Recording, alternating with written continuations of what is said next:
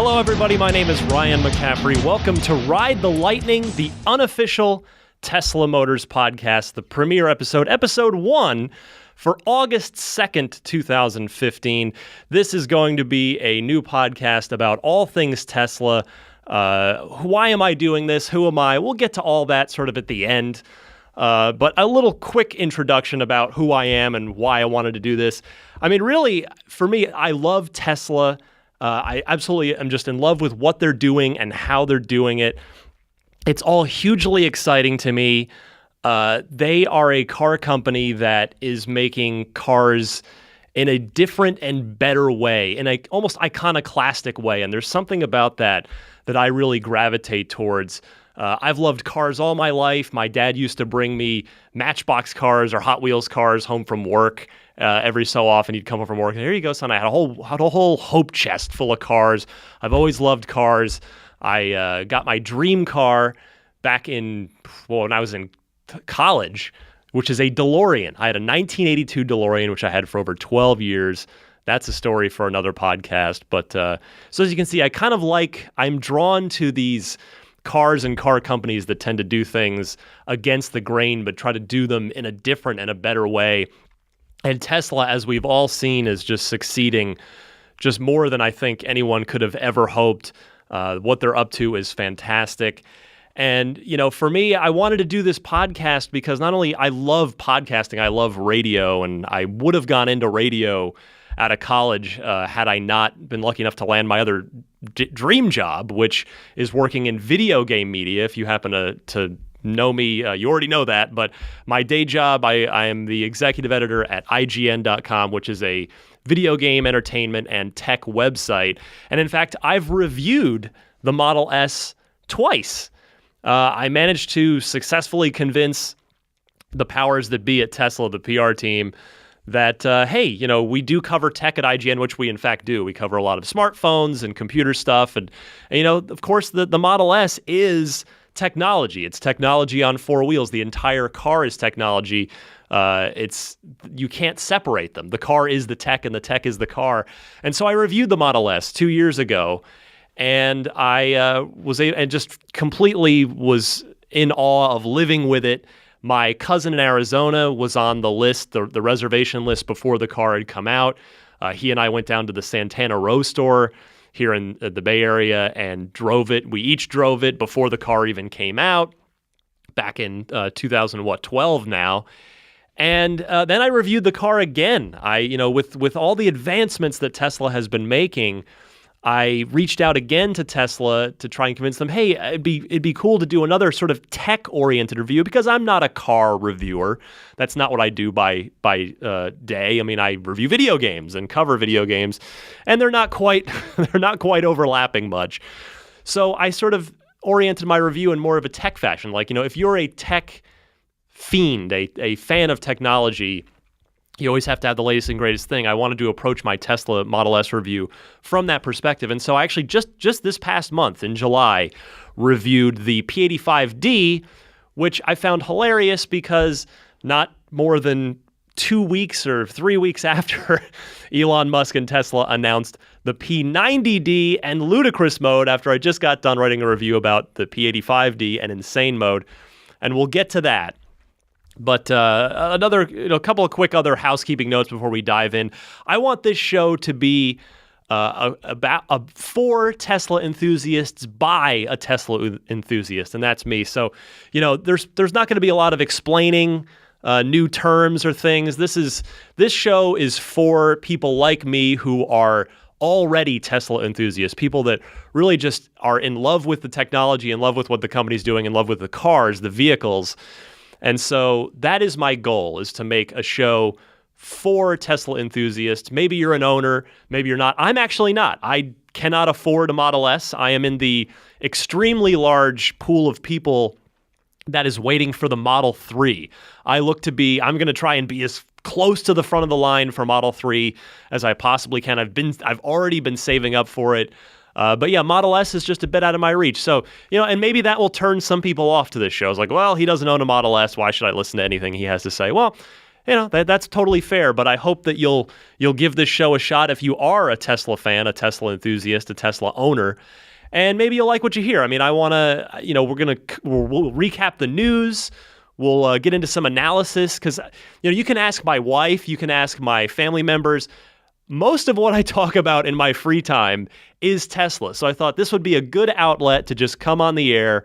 Everybody's got a podcast, right? There are 7 million podcasts, but really there aren't any about Tesla. I found one, which I gave a quick listen to, and they just started as well. So maybe there is a bit of a niche that can be filled here. So again, my name is Ryan McCaffrey.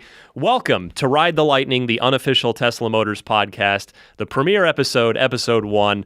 I'm planning to do this every week. That is the plan. That is my goal. And I'm going to probably try and get the shows up on Sundays, record them over the weekend during my free time, and post them over the weekend. So, if you're not following every up to the second thing that's going on with Tesla, we'll recap stuff. I'll recap things and we'll dive into the analysis and I'll tell you what I think of everything that Tesla is up to. So my goal one day, well, number one, maybe eventually get a co-host. For now, it's just going to be just me, but we'll see. I've done podcasts by myself before. It's not the easiest thing on the planet. Hopefully I can keep you entertained for the 20 or 30 minutes a week that this show runs. But my goal eventually is to get some big Tesla people on here.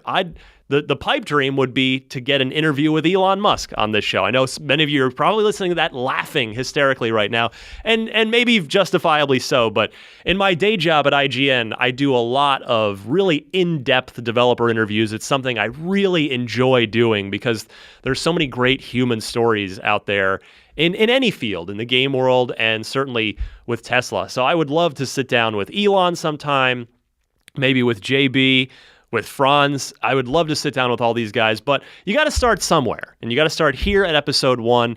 Maybe eventually folks at Tesla will hear this and they'll start enjoying the show, seeing what other people think of what they're up to and converting it into a podcast format.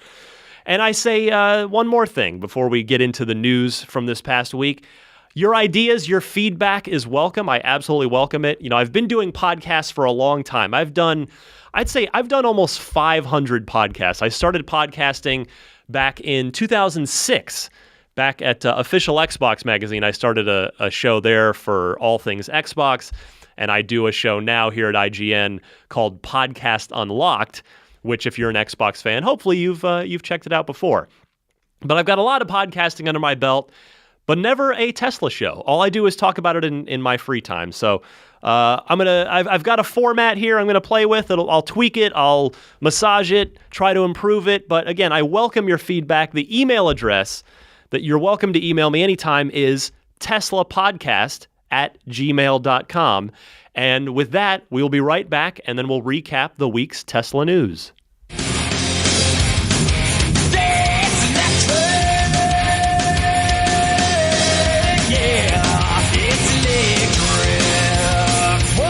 All right, let's recap the week in Tesla news. Turns out I picked a pretty good week to start a Tesla podcast. There is a lot going on lately down in Palo Alto and over in Fremont.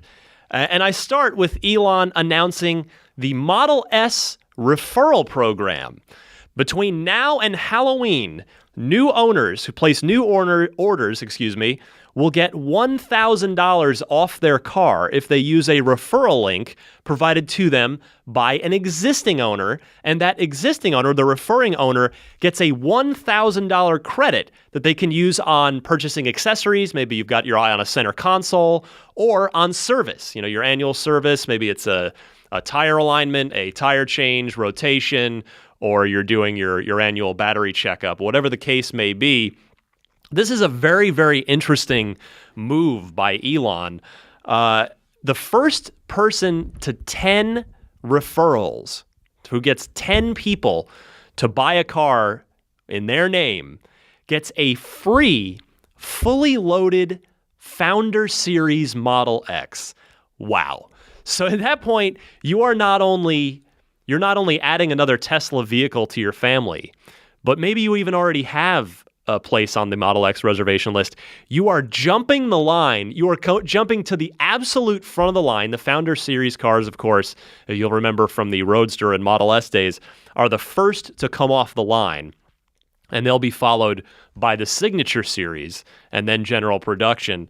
So the first person to 10 gets a free, fully loaded Model X. That's with all the options, and Elon estimates that it's approximately $25,000 worth of options. That is something to shoot for. And then beyond that, anyone else that gets to 10 after the first person still gets the opportunity to jump the line to the front to a Founders Series Model X, along with a $25,000 discount. They'll give you the fully loaded version for the price of the base model, which is sounds fantastic. I mean, if you're planning to get an X, I mean, that's some serious incentive right there. And then anybody who gets to 5 referrals will receive 2 tickets to the Gigafactory grand opening up in Reno, Nevada, which is tentatively scheduled for April of next year, April of 2016. Now, let's talk about this for a second. I am a frequenter of the Tesla Motors Club message board, a just wonderful, just fantastic community of people. It's almost entirely populated by very kind, respectful, intelligent folks who are very supportive of each other. It's kind of it's a far cry from what the video game community often is, where forums are the last place you'd look to for kind words or support. I love the TMC board. I love that community. And there's a big thread going on there about a lot of people are sort of miffed by this. They're miffed by this referral program because, and I understand where they're coming from. They see it as taking away the purity and the innocence of going out there and telling people about how much they love their cars and how great their Model S's are. And I understand that. I mean, because you feel like, oh, maybe it's a little dirty, like you just feel like a sleazy salesman. I completely see where they're coming from, but I really think that nevertheless, this is a brilliant move on Tesla's part because the owners themselves are the biggest advocates of Tesla, of the Model S. I myself, I mean, when I'm ever with my cousin Pat, who lives in Arizona, he's the one I mentioned at the top of the show. He's got the metallic blue, the original blue Model S. His VIN is in the 4,000 somewhere. He got his in February of 2013. Whenever I'm out with him, whenever he comes up to visit or vice versa, inevitably Tesla will somehow come up. People say, they'll know Pat's got a Tesla polo shirt. I've got a t-shirt. Sometimes we end up wearing them together because we're both just big Tesla fanboys at this point, Tesla nerds. And people will start discussing the car.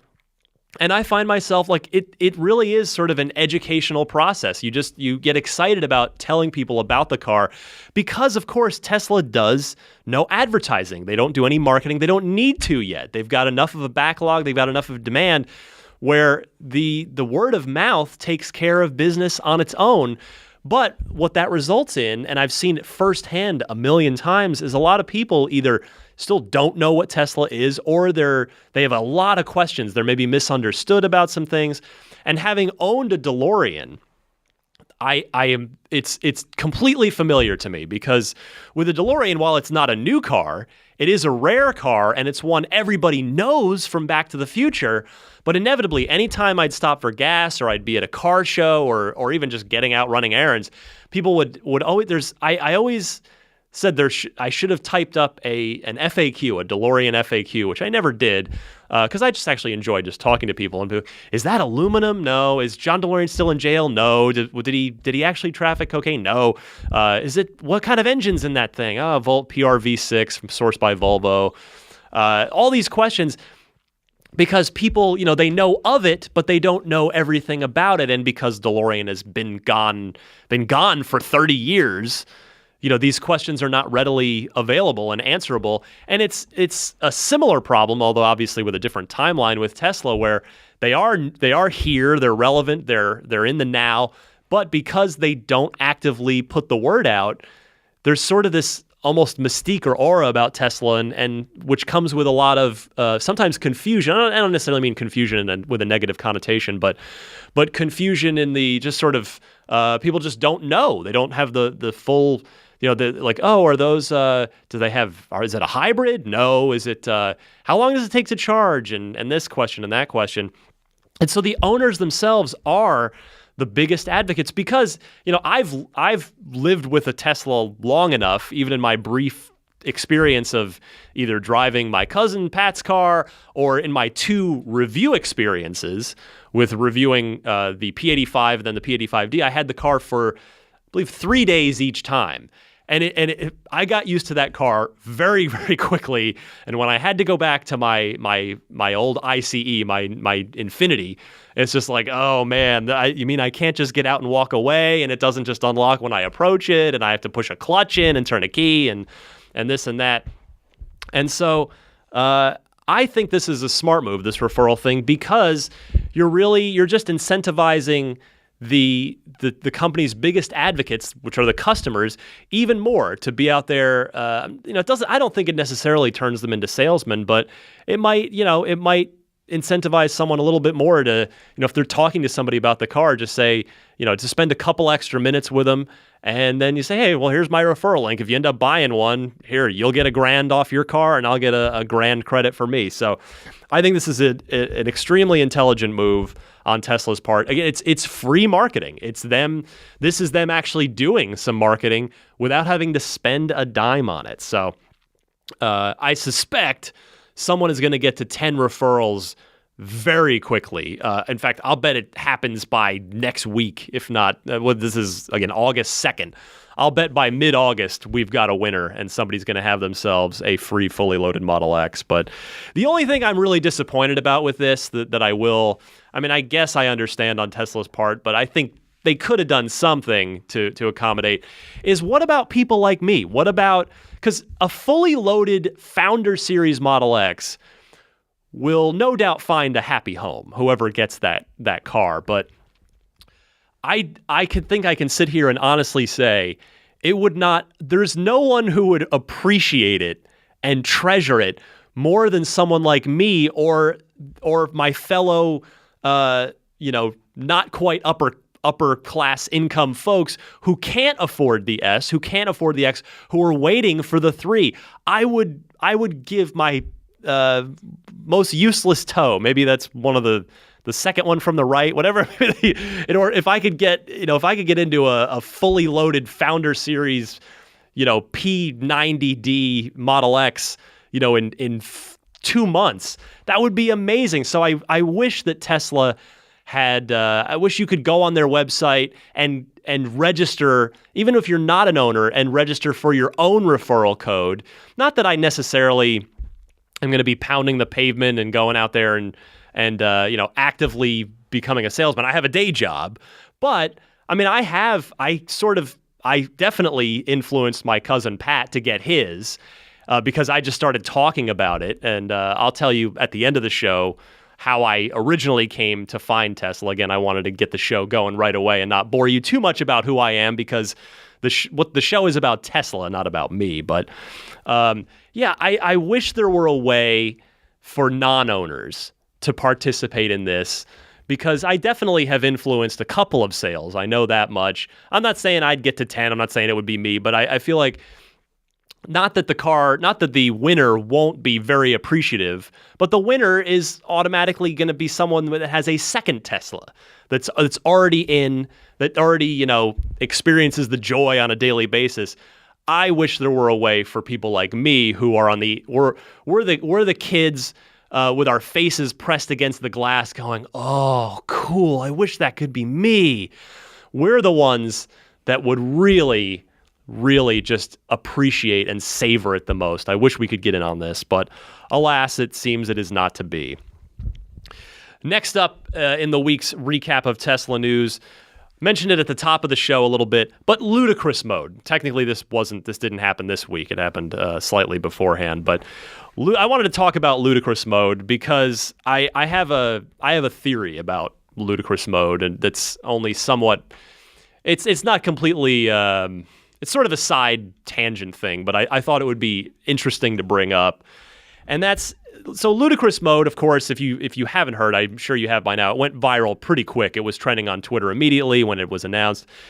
It is an upgrade for either the existing P85D owners, or of course, if you order a new car, you can order the now P90D. Tesla's got a 90 kilowatt hour battery pack with some upgraded fuses.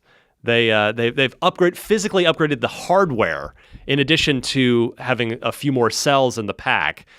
Elon in his blog post on teslamotors.com called it, quote, advanced smart fuses in the cells to help, and what those do in addition, combination with the new battery pack, although P85D owners will be able to upgrade to Ludicrous, but you've got a little extra juice, and then the smart fuses enable a higher draw from the pack under acceleration, under load, therefore putting out more power, getting you from 0 to 60 now in 2.8 seconds with a full state of charge versus the 3.1 seconds that P85D owners are currently getting. And what I just experienced in the car I just reviewed like 3 weeks ago, we're shaving 0.3 off of that, which is just unbelievable.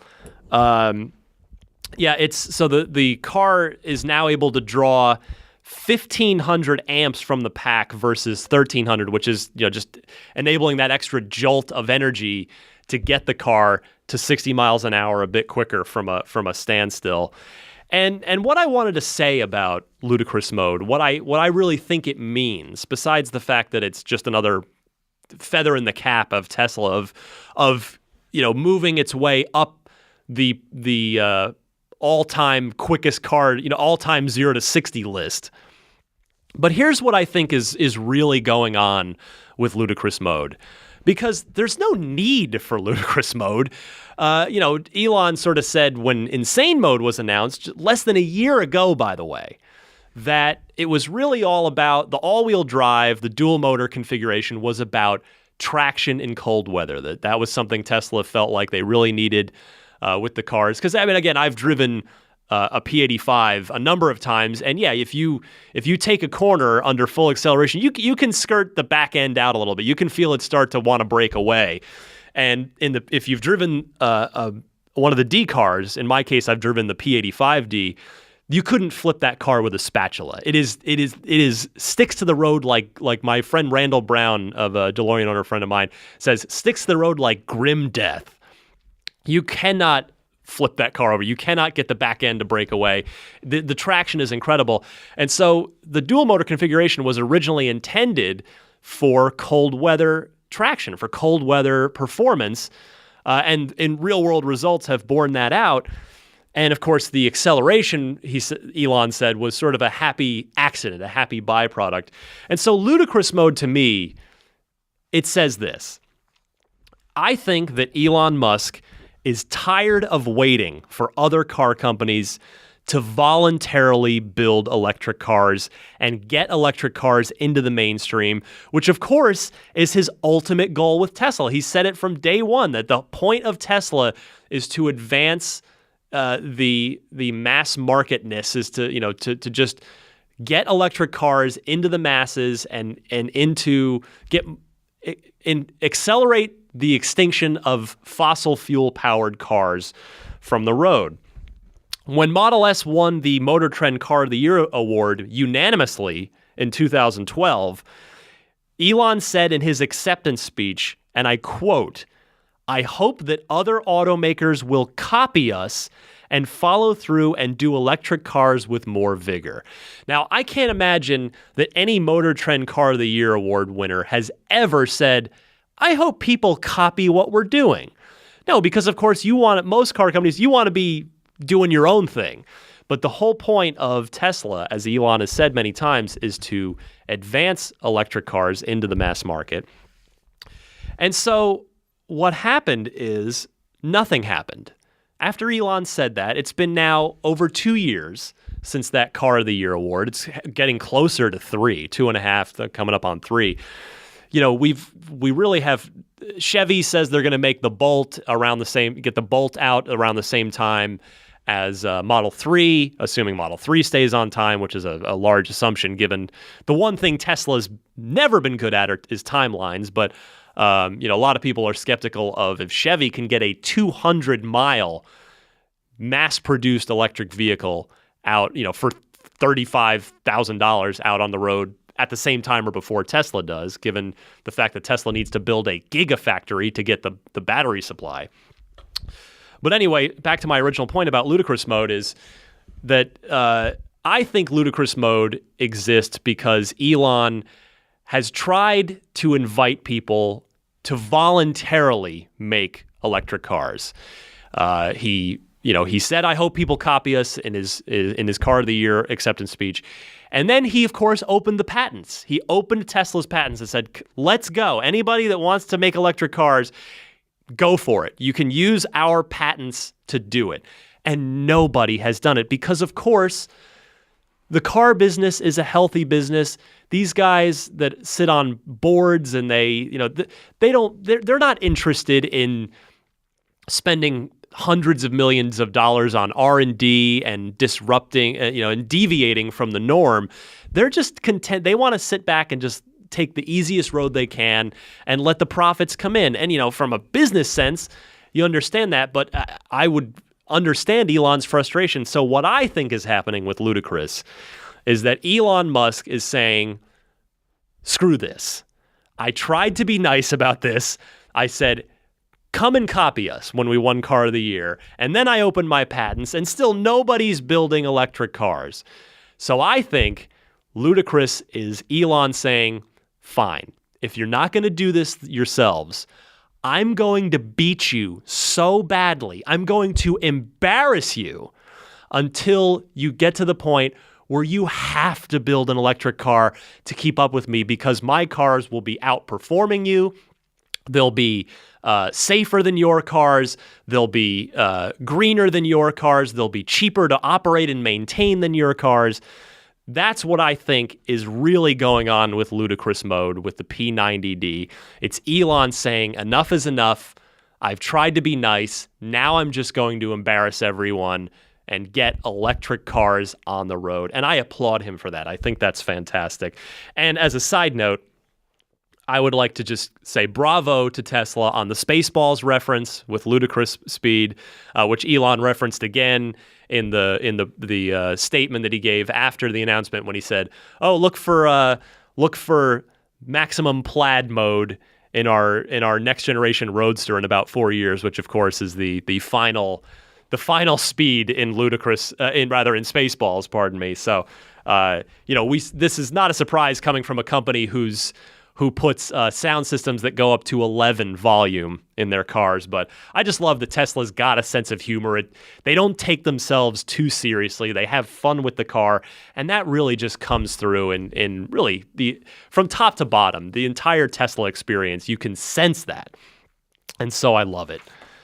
The other news item here, by the way, quickly, is that the other part of this was that people configuring new cars can now spend an additional $3,000 on top of the 85D price and get a 90D instead of the 85D, taking the 65 mile an hour highway range of the 90D to, quote, almost 300 miles. They have not given a specific number. I interpret that to mean 290 or 295.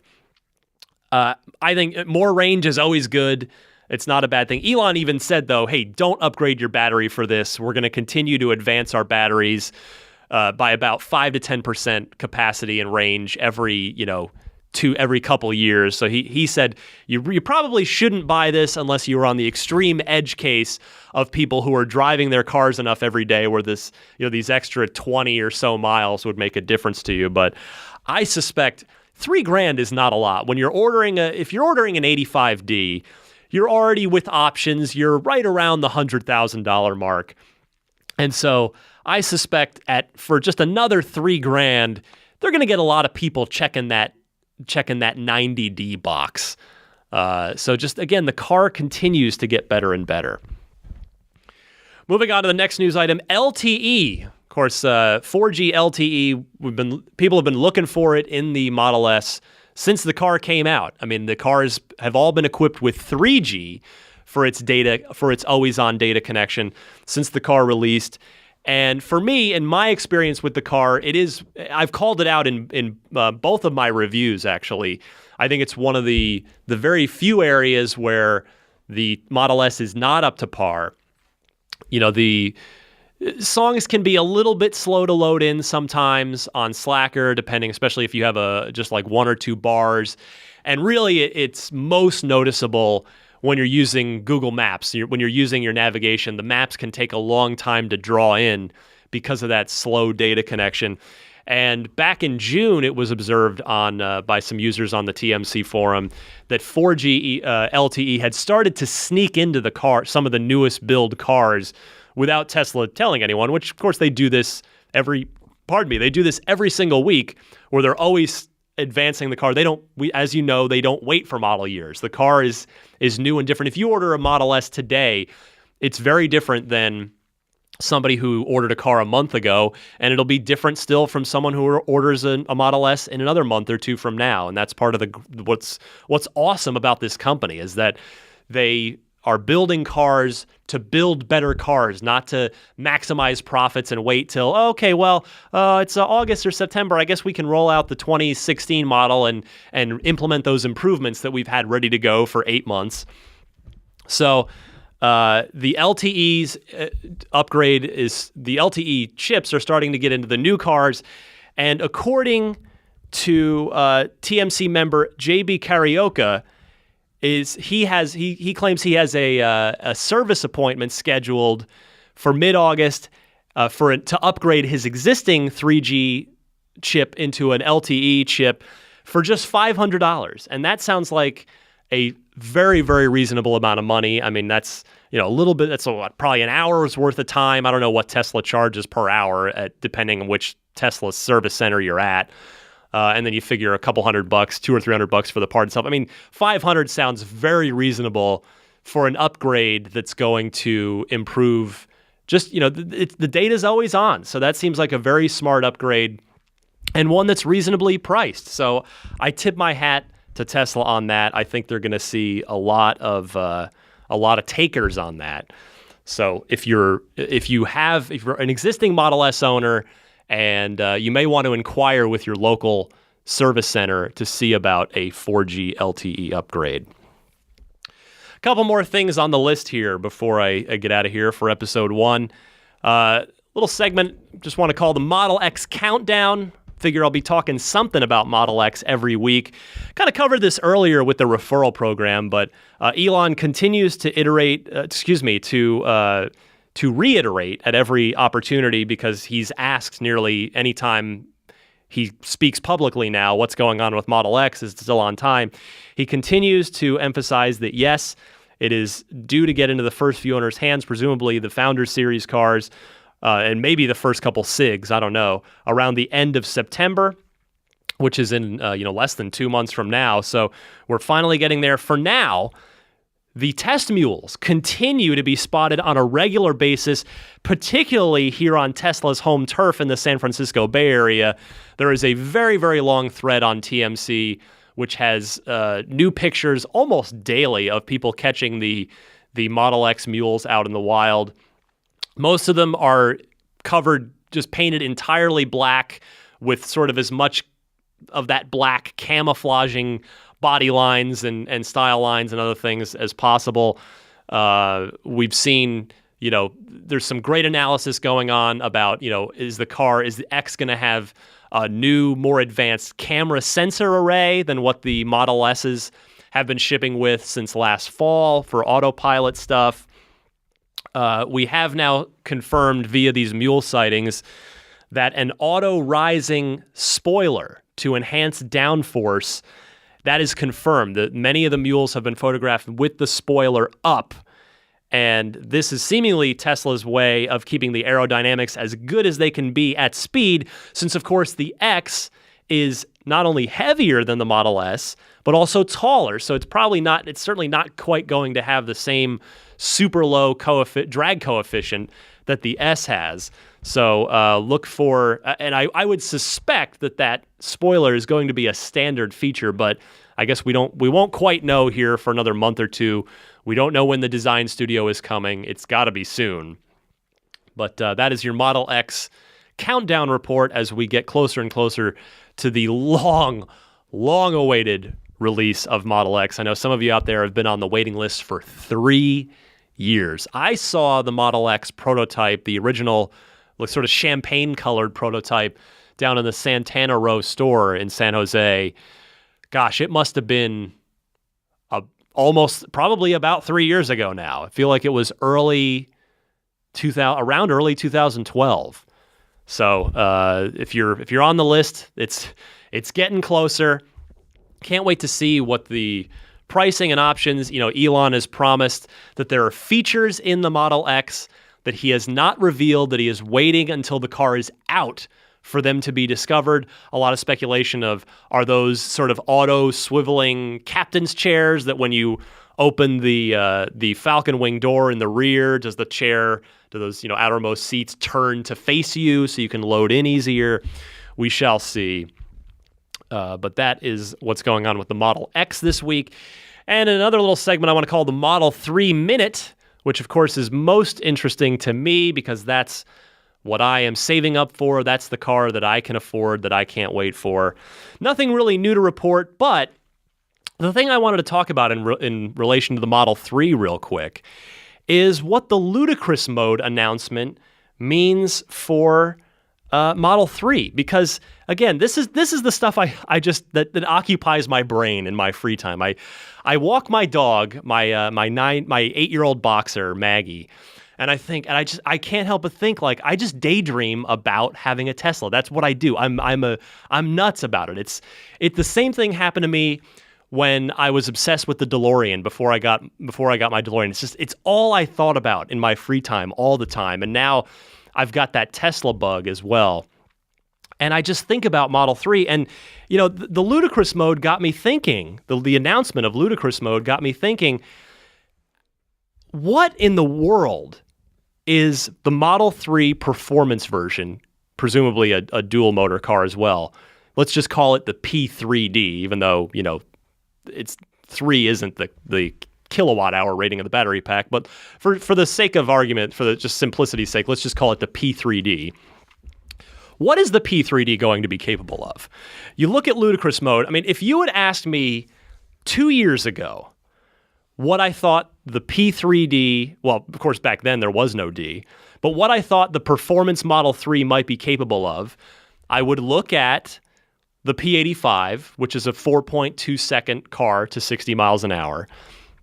And I would think, okay, well, a little bit of advancement.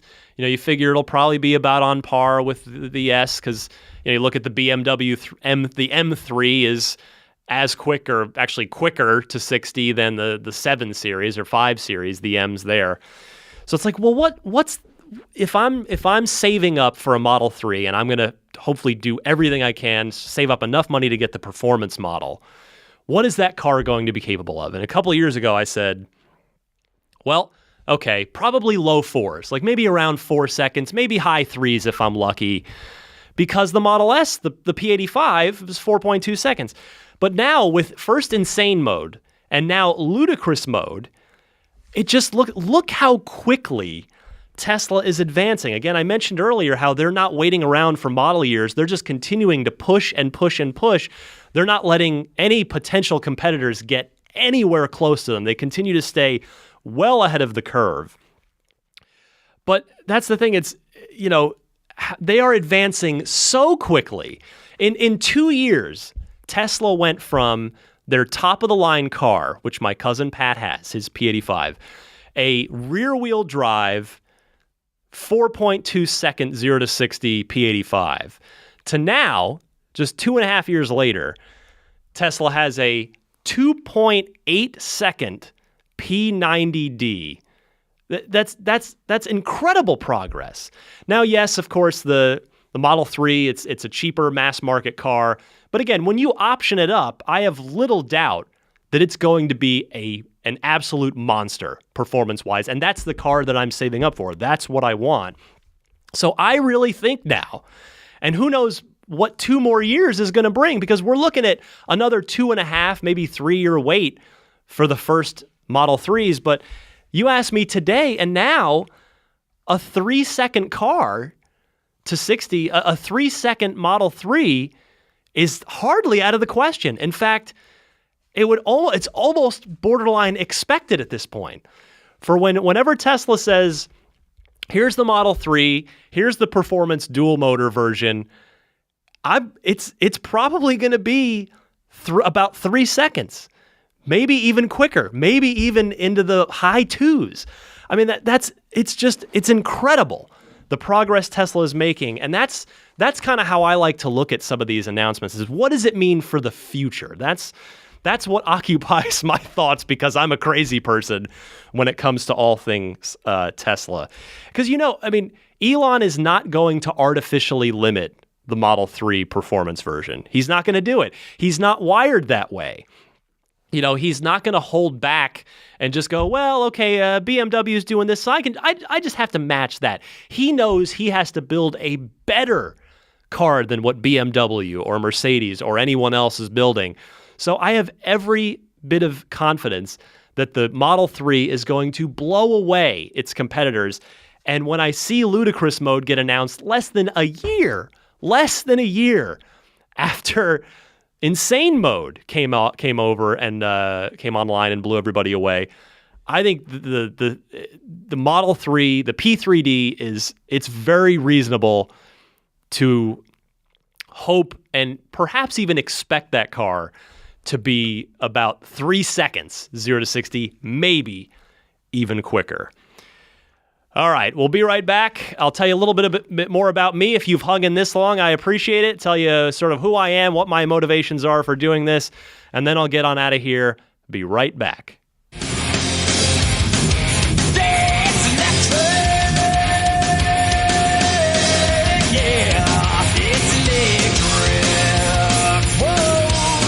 That brings me to the end of the first episode of Ride the Lightning, the unofficial Tesla Motors podcast. I hope you've liked it. I mean, I suspect if you've hung around this long, maybe you do. Obviously, I was trying to naming things is fun. I have a 4-year-old daughter. That's the fun part is naming stuff. And I thought, okay, well, what could I call a Tesla podcast? And immediately, I'm a Metallica fan. Ride the Lightning came to mind because it's sort of a fun multiple meaning thing in this case. It's got the Metallica reference. You can take it sort of a bit literally with Tesla, of you are riding in lightning, a lightning-powered car. So hence the Metallica bumpers, which, hey, if anybody wants to make custom bumpers for me and intro segment and outro, I would happily welcome it. But for now, I just sort of futzed around. What would be fun? Let's take a couple of lightning-themed Metallica songs. But, I want to tell you a little bit about what drew me to Tesla. And because I'm sure, you've got your own story too. That's the cool thing is with Tesla, we're at the beginning. I mean, despite Tesla's success over these last few years since the Model S has come online, this is only the beginning. I think we're going to look back on this time in 10 years and go, man, remember when Tesla was just rolling out the superchargers and they were making, 30,000 cars a year, and seeing one was almost like spotting a unicorn in the wild. Not so much here in the San Francisco area where I live and work. I see them every day, which is great. But yeah, I think we're going to look back on this time as just the beginning of something. I really do. And I'm sure Roadster owners probably already do that for the Roadster. They look back on Roadster and go, that was the start of this. But of course, with Model S, with the Tesla factory and Tesla building its own car from scratch for the first time. But for me, the way I came to Tesla was actually, believe it or not, it was tied to DeLorean. I fell in love with the DeLorean when I was 5 years old and saw Back to the Future. I always loved the car. It's one of the most unique cars in automotive history. I mean, it's not the best car. It has flaws. But it's the thing I love about the DeLorean is that there's just nothing else like it. It's a stainless steel car. It's a stainless steel skinned car with gull-wing doors. And what's interesting is it turns out there are a lot of very coincidental similarities between DeLorean and Tesla. And I think that's what's helped draw me to Tesla.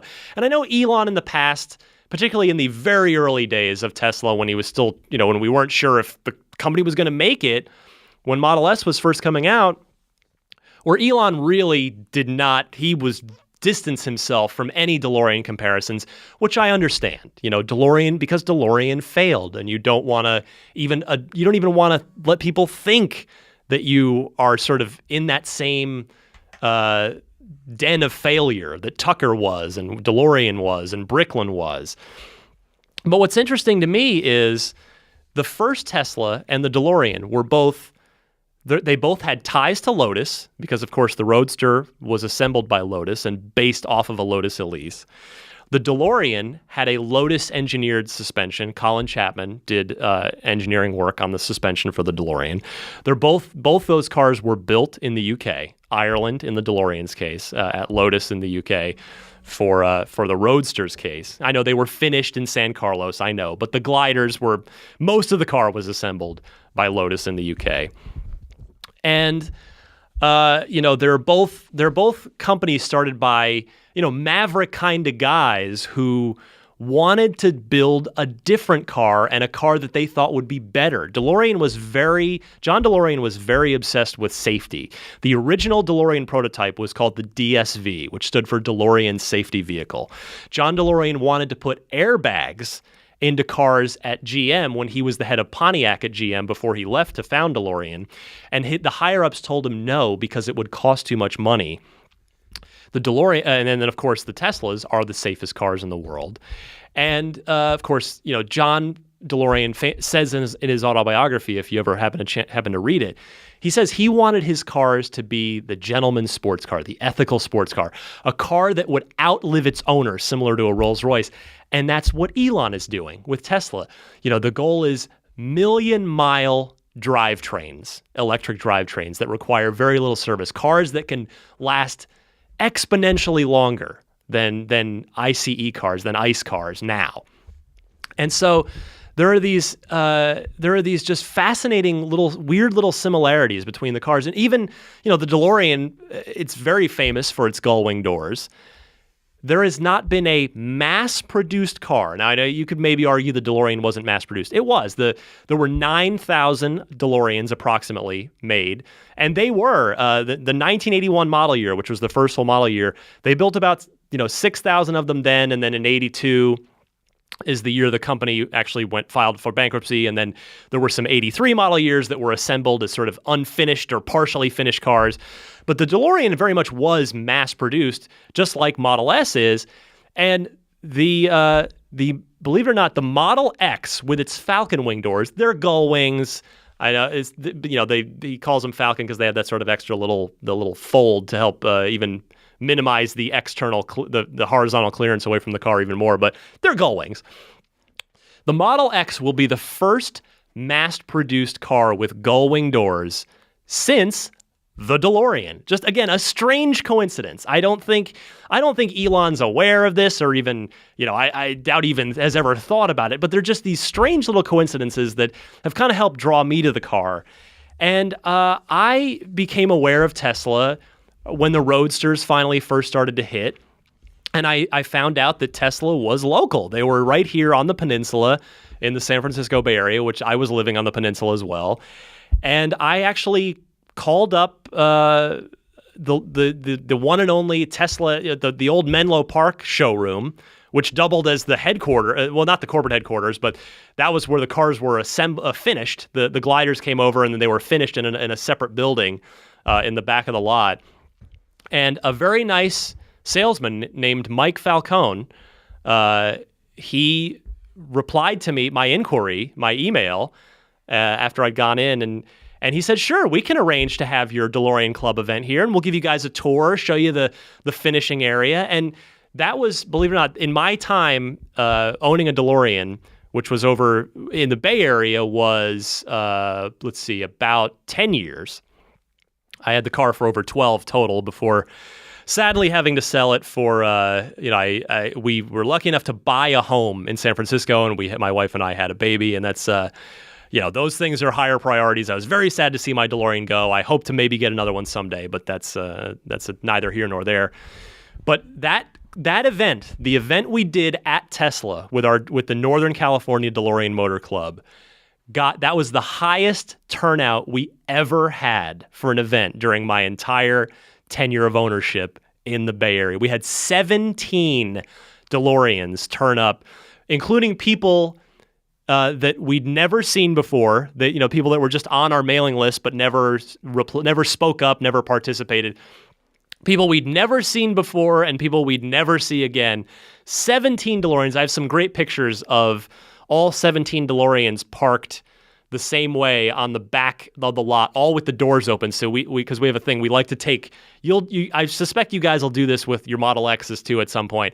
You line up all the DeLoreans, you open all the gull-wing doors, and then you can take a really, really cool picture from one end looking straight through all the door openings, all the way down to the other end. It's a beautiful photograph.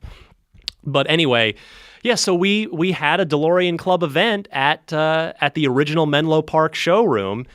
And after that event, Mike Falcone was very kind to, I emailed him to thank him, say thank you so much for having us and giving us a tour. They, like I said, they led us into that finishing area in the back where there were, they were putting battery packs into cars and finishing them, and it was such a cool thing to see. And Mike said, "You want to come have a test drive?" And I said, "Well, sure. It's a $109,000 supercar, the likes of which I've never seen or let alone driven." And he let me take it out, and he was encouraging me, go faster, like punch it. And that was the first time I drove any Tesla or any electric vehicle. In fact, I'd never driven an electric car before. And that roller coaster like acceleration, I was hooked. That was it for me.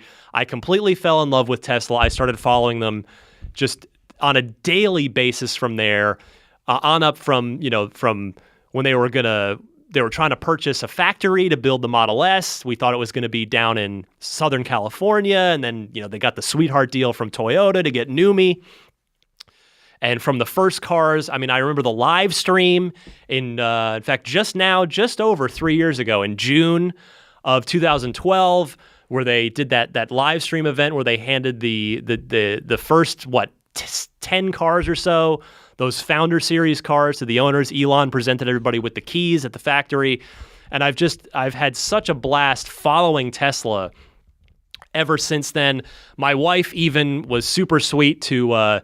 There's a company called GetAround.com that where you can rent your own car. It's like a crowdsourced car rental thing, and they have a model, a Roadster, and she rented it for me for the day for my birthday one year. And my buddy from Arizona, Brian, came up and we drove all around town, and I've had such a fun time following Tesla, and that first drive was enough to help to get me to fall in love. And again, their story of them being this iconoclastic force who's trying to make better cars, and they are.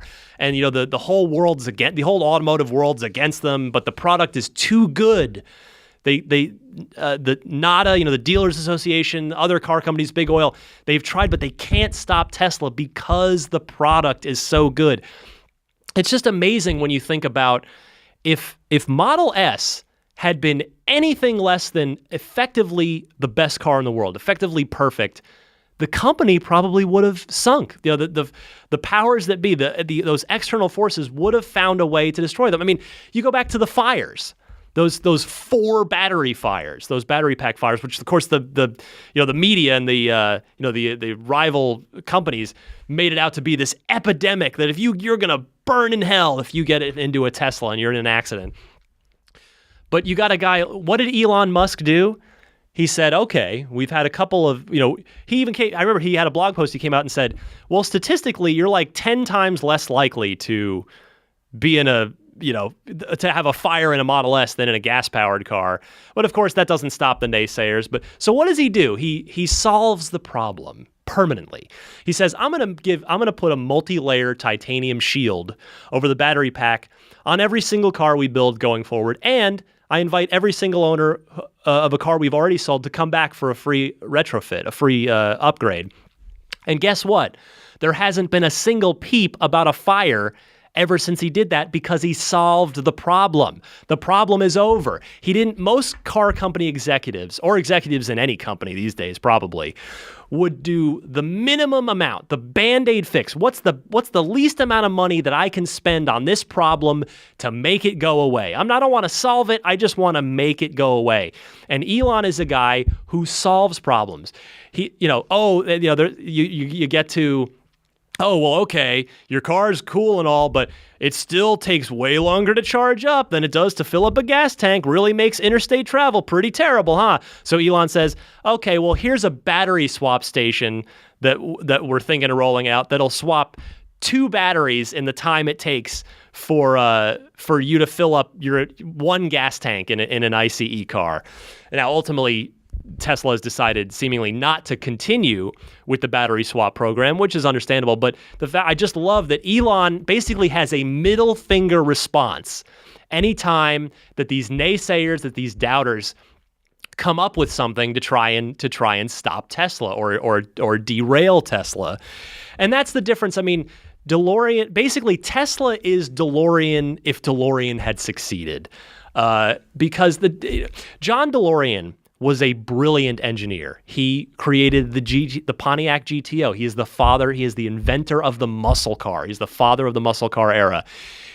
Of course, the DeLorean itself is a beautiful machine that's incredibly safe, and it's skinned in this ageless stainless steel that looks as good today as it did 30 years ago.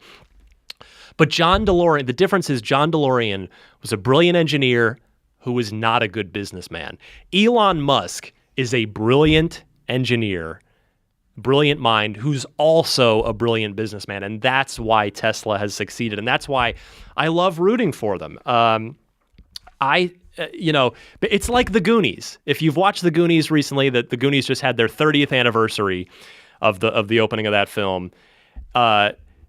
Tesla has made it farther than DeLorean ever did, kind of like Chester Copperpot. Remember when the Goonies find the skeletal remains of Chester Copperpot, who'd gone looking for One-Eyed Willie's treasure, and Mikey says, like, we made it farther than he ever did. Tesla is the Goonies, and DeLorean is Chester Copperpot. But really, I really believe that if John DeLorean were alive today, I am confident that he would be a big, big fan of what Tesla is doing. I really, truly believe that. And I love what Tesla is up to. And I just think that there's so many exciting times ahead. I can't wait for the Model X to get out there because, the S, with all due respect to any women listening to the show, probably 9 out of 10 Model S's I see, if not more, are driven by men. I mean, it's a sports sedan that seems mostly attractive to men. And so the X is effectively going to welcome in an entire new demographic of customers, and that's women and moms. And I can't wait to see the X get out there. And speaking personally, because I can't afford an S, even though I would do anything for a Model S. Virtually anything. I want that car so bad, especially after having lived with it for a few days. I was just getting good at pulling it into my narrow opening San Francisco garage when I had to give it back to Tesla. But I am waiting for the Model 3. That is going to be, that Model 3 is the game-changing moment. That is the Elon's, again, referencing another Elon blog post, his not-so-secret 3-step plan for world domination. Step 1 was the Roadster. Step 2 was to, and those were the expensive car, early adopters. Those people helped fund the cheaper sedan, the Model S, and those people helped fund the Model 3. And we're getting there. We're almost there. The finish line is in sight. And when Model 3 comes out, it's just going to be, I just can't wait to see it. I hope I can make it onto the signature reservation list as high as possible. I just can't wait to get a Tesla someday. My car will be ready to go anyway. My car is 9.5 years old now, so by then it's like 11, 12 years old. I can't wait. I'm a big fan of what Elon is doing, what Tesla is doing. I just think they're a better car company and a better car. I love that they're an American company. There's some hometown pride, both in the national sense of an American car company beating the crap out of the rest of the world, which used to be the case, and then for a long time it wasn't the case, and now it's the USA is making the best damn car in the world, and I love it. And even on top of that, from where I am sitting, the Model S's roll out every day, 45 minutes from where I'm sitting. I love it. I love that the car is built right here in the Bay Area, here in California, here in the United States. I love what Tesla's up to, and I thank you for joining me. If you've hung in this long, I can't believe the first episode's been an hour. I really thought this would be about a half-hour show, but I guess I do love to talk, even when I've got nobody else here, just talking to myself. But I hope you've enjoyed the show. Future episodes probably won't be an hour long unless it's a really, really busy news week, but again, my name is Ryan McCaffrey. I am a longtime Tesla enthusiast since, again, about 2008 or so. You can follow me on Twitter if you'd like to send me a message about the show, what you thought, what your constructive feedback. I'm on Twitter at DMC_Ryan. Yes, that does stand for DeLorean. If you're a video game player, you can check me out on my day job at IGN.com. I run all things previews for IGN. I cover a lot of Xbox stuff at IGN. I encourage you to come visit me. And again, the email for the show, if you have a thought that you'd like to share that maybe won't fit into 140 characters on Twitter, you can email the show. Email me at teslapodcast@gmail.com. I want to thank everybody. If you happen to be listening to this, I sincerely appreciate you giving the show a chance. I hope you'll tell your friends, if anybody at Tesla is listening to this, maybe spread the good word. Maybe some people at the company would enjoy hearing a show about their own company. If anybody knows Elon, please let him know about the show. Maybe he'd like to come on someday and sit down with me. And but yeah, I just want to say thank you again to everybody. I plan to be back next week for episode 2. Thank you all very much, and have yourself a fantastic week.